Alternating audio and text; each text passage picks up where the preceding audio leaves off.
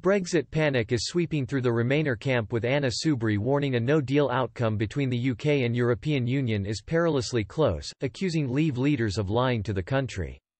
Britain and the European Union have resumed face-to-face talks over a post-Brexit trade deal for the first time since coronavirus lockdown measures were enforced throughout the continent.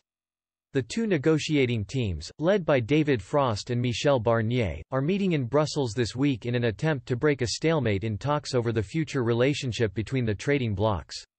Boris Johnson has always insisted the UK will leave the EU at the end of the transition period on December 31, 2020.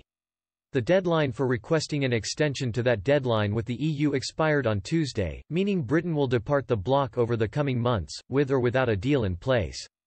The Prime Minister wants the broad outline of a deal agreed later this month, with all the loose ends tied up as soon as the autumn. But several EU leaders, including German Chancellor Angela Merkel, have warned talks between the two sides could stretch well into September, providing very little time to get an agreement completed. Arch-Ramoners are increasingly panicking over the prospect of a no-deal Brexit, with Anna Soubry warning the UK and EU are coming perilously close to that scenario. The former government minister and leader of the failed Independent Group for Change has accused Brexiteers of lying to the country. She tweeted, "The date for any extension has passed and we're perilously close to the no-deal #Brexit Leave leaders promised would never happen but which we now know they actually want. COVID-19 will be a convenient mask for impending economic disaster of #no deal.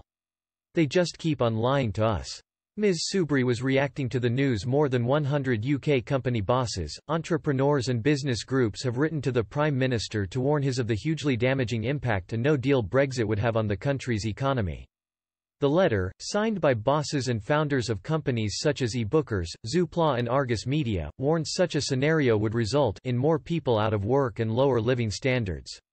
It added businesses simply do not have time or capacity to prepare for big changes in trading rules by the end of the year, especially given that we are already grappling with the upheaval caused by coronavirus. The letter is one of the first cross-industry efforts since the coronavirus outbreak in the UK to exert pressure on the Brexit negotiators to strike a business-friendly trade deal with the EU.